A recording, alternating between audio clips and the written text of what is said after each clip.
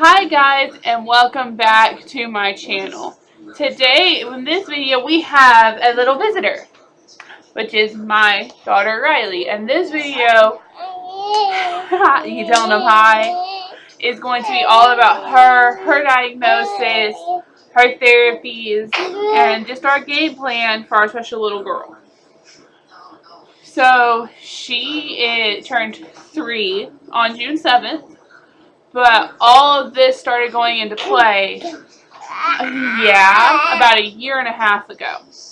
She did fine. Developmentally, her first year, you let Mama talk. Her first year, she was crawling, walking. She even tried her favorite word. Well, hi. Was da-da. So it was da-da-da-da-da. And then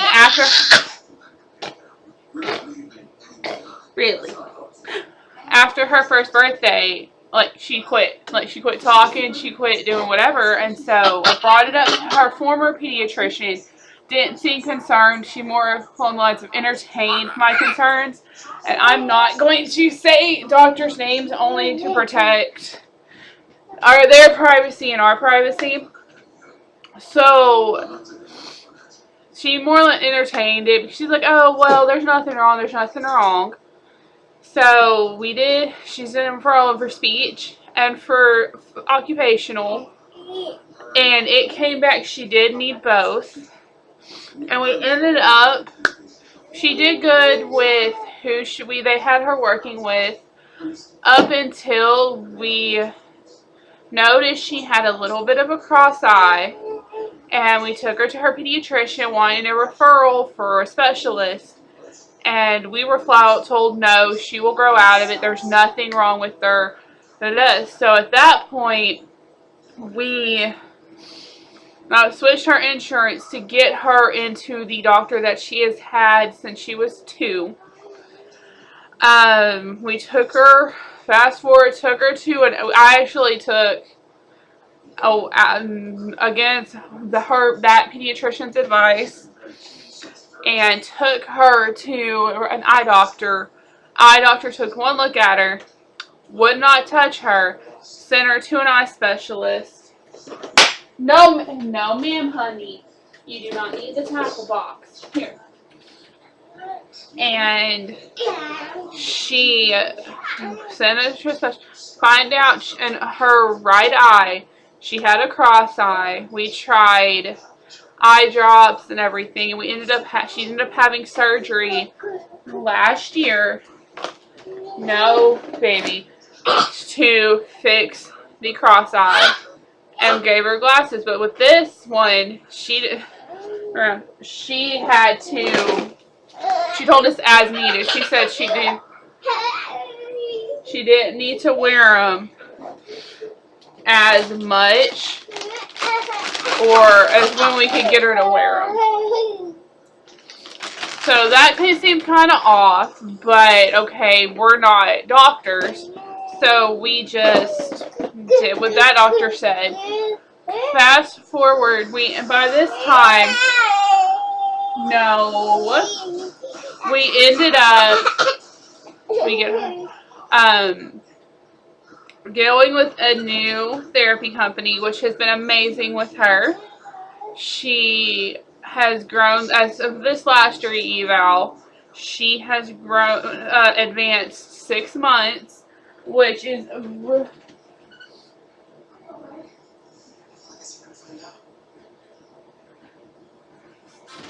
there you go, which has, in their opinion, is really good, because she only needed, to continue therapy, she only needed X amount of months, and by this point, she kind of exceeded. And so they set her new goals for that. Well, fast forward to her 3-year checkup at the end of June. Come to find out, her pediatrician did good. Everything was fine. She's on track with height, weight. She actually on Wednesday, she is 3'4" and 36 pounds 9 ounces. So she's pretty tall for your age, yeah. And so, okay, Height and weight, she's good. Pediatrician looked at her eyes. The eye has turned again back. She had a strabismus. I know I am butchering that, but she had the surgery correct it. But when her pediatrician saw it, they ended up saying, okay, you need to go back.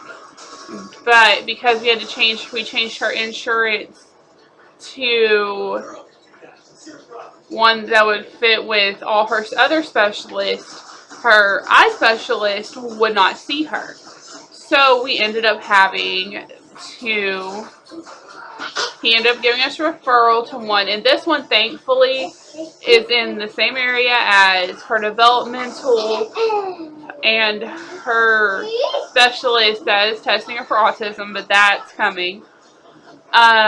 We met with him about 2 months ago in a couple of days, and he looked at her and said, okay, we want to try eye ointment in her eye, in her good eye, so it kind of blinds that, and then use her glasses. Well, her glasses, she has the lowest strength glasses that you could possibly get for a child. And so eye ointment's kind of a fight, because with her having her sensory issues, she does not like anything near her face. And we'll back up a little bit. Between her first year up until about 13, 14 months, she had 13 ear infections. So and then finally, I want to say finally, I'm kind of glad it happened. She threw an abnormal hearing test, but with her past history of ear infections, in May, she had ear tubes put in. And we've seen nothing but positive results from that. But that could also have slowed her down developmentally, because we don't know how long her ears were messed up from said ear infections. So, eye specialist, we go back in December, and once he sees how the eye ointments worked and how our glasses worked, then we'll decide, do we want to keep doing this or the non-invasive, or do we want to proceed with eye surgery number 2 to try to fix the strabismus in her eyes. And and then after all of that, her speech therapist and her doctor, they put in a recommendation for autism testing. And then we went to her developmental specialist, and she wanted to get her tested as well. But in everybody's opinion, talking with my hands, if she is autistic, it is like a very low on the autism scale. So, I mean, she wouldn't have like a very high grade. It'd be like very, very low if she does have it. And we actually did that testing on Wednesday, and that will be back in December, almost right before Christmas. The only doctor we have not seen yet is genetics, and all that is her developmental specialist wants to make sure that there's nothing genetically causing her delays, which she said more than likely it's not, but she wants to make 100% sure, which will mean it'll be taking blood from me, from Dad, and from her, and just seeing if any markers come up that could have caused what's going on. Now on to her diagnosis. There are multiple ones. Covering up only for, I'm going to flip it just so I'm not showing any of our personal information. As of, like I said, Wednesday, these are her diagnoses as of then. Now the autism, like I said, because we still don't know the results of that, though that isn't on here. But these are as of Wednesday. She has a global developmental delay, a speech delay, a fine motor delay, a sensory processing difficulty, and an impaired social interaction. Which a couple of those feed off the other one because of her speech and her delays. Yes, you do. She does. She has gotten jumped leaps and bounds from what she was because she used to not even do that, huh? Yeah. She's actually started making her syllables her actual favorite word that we cannot get her to shut up with is cookie. Cookie? Hey, booger. Cookie? Cookie? Cookie? Now you're not going to say it. Now you're going to be camera shot. But yeah, cookie. Other than that, she is doing fairly well. Like right now, she's obviously not wearing her glasses, but she actually wore them for about 4 hours today. So we try, even though she needs to wear them 24/7 with everything else combined.